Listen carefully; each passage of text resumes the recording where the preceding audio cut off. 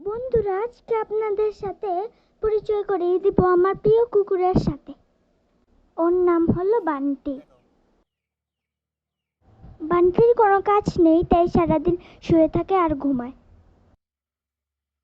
বান্টিকে আজকে আমরা চশমা পরাবো।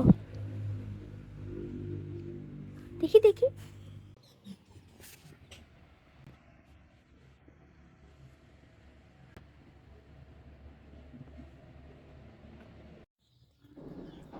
বান্টি পাউরুটি খেতে পছন্দ করে।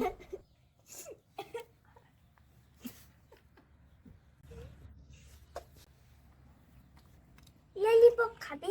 না, ও ললিপপ খায় না।